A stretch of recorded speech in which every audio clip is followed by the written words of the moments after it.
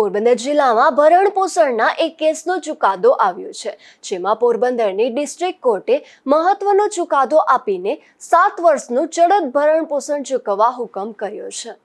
રાણાવાવની કોર્ટમાં કિરણબેન સુરેશભાઈ સિંગડિયા તેમજ તેની સગીર પુત્રી રિયાના ભરણપોષણ માટે તેમના પતિ સુરેશ કાનજીભાઈ સિંગડિયા સામે કેસ કરેલો હતો, જેમાં રાણાવાવની કોર્ટ દ્વારા મા દીકરી બંનેના થઈને માસિક ₹2000 ચૂકવવાનો હુકમ કર્યો હતો। આ હુકમ તારીખ 3/11/2016ના રોજ થયો હતો। કાયદા મુજબ કોઈપણ સ્ત્રી એકી સાથે 12 માસનું જ ભરણપોષણ માંગી શકે અને જો 12 માસ પછી અરજી કરે તો કોર્ટ 12 માસનું ભરણપોષણ અપાવે તેવી કાયદાકીય જોગવાઈ હોય છે। ત્યારે કિરણબેન દ્વારા વર્ષ 2016માં થયેલ ભરણપોષણના હુકમને લઈને વર્ષ 2023માં એટલે કે 75 મહિના પછી રકમ વસૂલાતની અરજી કરેલી હતી, પરંતુ રાણાવાવની કોર્ટ દ્વારા માત્ર 12 માસના પૈસા જ ચૂકવવાનો હુકમ કરી અરજી ફેસલ કરી નાખેલી હતી, જેની સામે કિરણબેન સિંગડિયા દ્વારા પોરબંદરના એડવોકેટ ભરતભાઈ લાખાણી મારફતે રિવિઝન અરજી કરતા પોરબંદરના એડિશનલ